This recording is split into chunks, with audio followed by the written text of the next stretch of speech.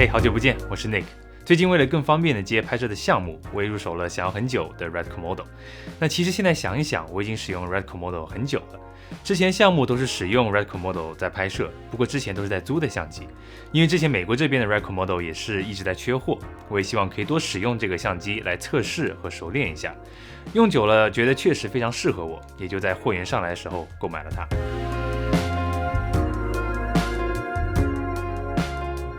先来谈谈为什么我喜欢使用 Red Komodo 吧。虽然原因不少，不过最大原因肯定是 Red Komodo 的色彩和它的 R3D 的 RAW 格式。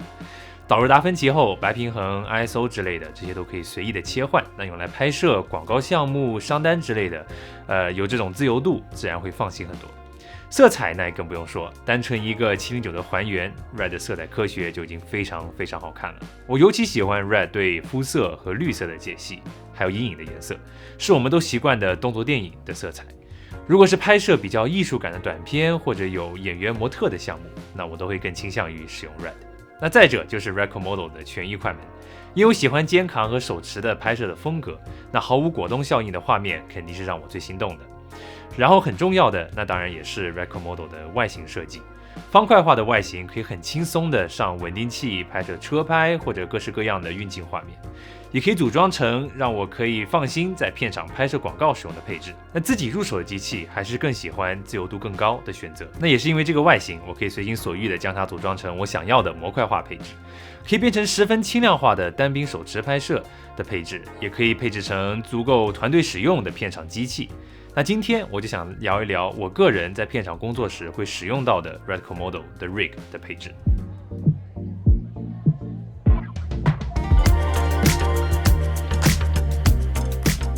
那首先是机身，我用的是 Tota 铁头的 Komodo 全新兔笼。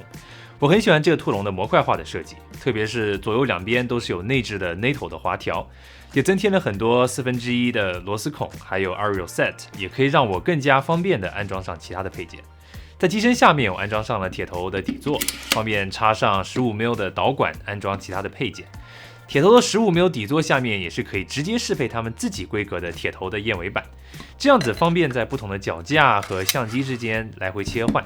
不过我是真心的希望他们的15mm底座也可以变成直接兼容阿莱规格的燕尾板，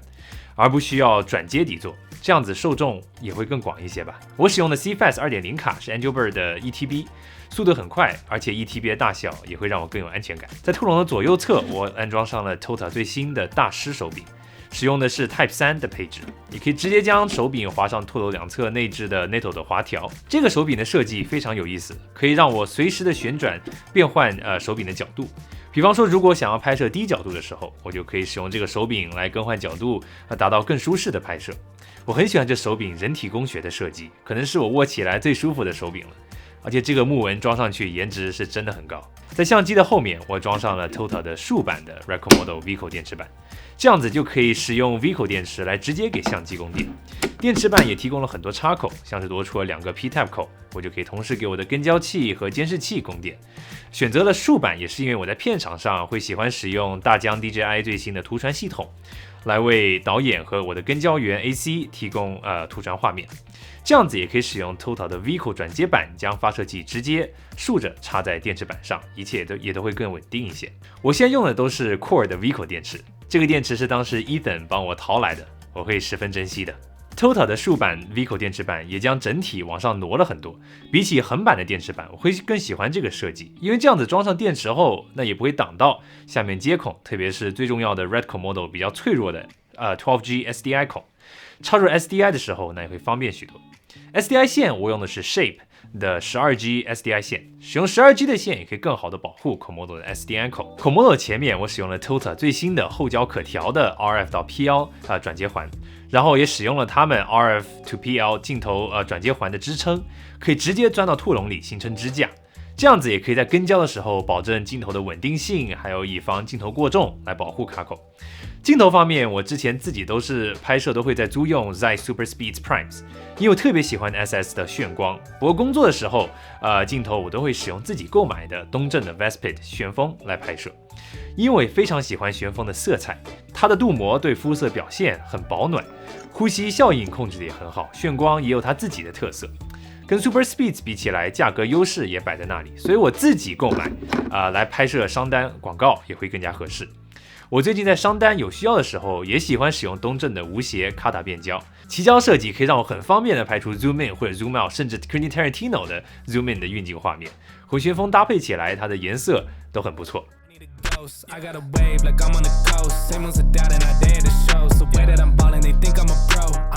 机身上面我也安装了艾肯的显示屏 BM53WR， 这款显示屏基本满足了我对显示器的一切需求。它有 SDI 的环入和环出，2200尼特的亮度，有伪色、示波器等工具，还有对焦峰值。如果是手持拍摄，我使用 5.5 寸的屏幕才会更加舒服。而5寸这一方面的屏幕 Small HD 这边也最新出的价格都摆在那里。另外一边 Atomos Ninja 5还得多买一个很大的模块才能使用 SDI 孔，感觉装上去也太厚了，占地方。那 Shinobi 的5寸现在也都没有 SDI 孔了，所以一比下来，艾肯的这款确实很适合 Komodo 的使用，并且它还可以通过无线来控制 Komodo 的参数。这样子，比方说扛在肩上肩扛拍摄的时候，也不用把 Komodo 从肩上拿下来去改变参数，再扛回去，直接在显示器上更改就好了，十分方便。不过我是真的希望艾肯能把这个 UI 界面做得再顺畅和简洁一些就更好了。如果能做成像是 Small HD 啊或者 Atomos 那样子的 UI， 用起来也会更加舒服。然后会在15mm导管上安装上我的跟焦配件。这里我平时会用到3种方案。第一种就是如果只是单兵的简单的拍摄对焦，不需要大范围像是推入后拉的运镜的跟焦，我就可以直接装上铁头的迷你跟焦轮手动对焦，或者他们的 FF-T03 的跟焦轮。那如果有更大范围的对焦，会使用我片场必备的配件，相信你们也看过我使用好几次了，就是铁头的 Nucleus M 原力 M 跟焦器。我觉得这个跟焦器的能力确实不错，如果有3个跟焦轮可以形成串联 ，AC 就可以使用 FIS 的手柄同时控制跟焦、光圈和变焦。马达力度也够我用 Super Speeds 等老镜头来使用，特别是如果安装上遮光斗之后，消费级的一些小跟焦轮有可能会不够力度。在套件里面也会配备2个遥控侧手柄和 Aerial Set 的转接配件，所以我如果是单兵不够大范围跟焦需要的话，我就会在导管上安装上原力 M 的跟焦轮，在兔笼的1/4螺丝孔里插入这个 Sprig 来整理我的电线，然后可以将左手的原力 M 手柄安装在兔笼左边的 Aerial Set 口上，这样就可以自己使用手柄来边拖着相机边控制跟焦，是一个挺有意思的一个方法。那也可以使用控制线将跟焦轮和机器的 EXT 孔连接，就可以使用手柄来无线控制机器的录制与停止。那如果是在片场团队拍摄，我有 AC 的情况下，那我就会使用到 DJI 的无线图传系统，在导管上安装上2个跟焦轮，这样子我的跟焦员可以同时使用主遥控帮我无线控制我的光圈，还有跟焦和机器的录制。那我如果在使用肩扛拍摄的时候，也可以将左右遥控器手柄直接安装到我的肩扛手柄上。铁头最近也出了这个万向的手柄牙环，是他们的大师手柄的转接环的设计，那可以直接作为 Aerial Set 和手柄之间的转接环。那这样子肩扛的手柄也可以随时按下这个按钮来旋转更换角度。Nucleus M 上手还是会有些难度，不过学会了之后，对于我来说真的是在片场上必不可少的配件，因为你可以同时控制那么多的参数，确实是非常有用。在镜头前面，我就安装上了铁头的幻境遮光斗 VND， 这个是我在这一段时间里来用的最多的 VND。那器材全部装上去之后，自然整体的重量就上去了。这如果没有硕大肌肉，是真的很难保持长时间的稳定的拍摄，特别是对你的背部其实伤害是有的。之前的视频我没有讲到我对肩扛拍摄的使用，肩扛拍摄可以在有情节的画面中阐述出更真实的情感。因为得到画面是在摄影师身高相同的水平线，因为你是放在你自己的肩上。而如果想要拍摄 TVC 广告之类的，或者 MV 更有艺术风格一些的画面，那我就会选择使用我的 Easy Rig，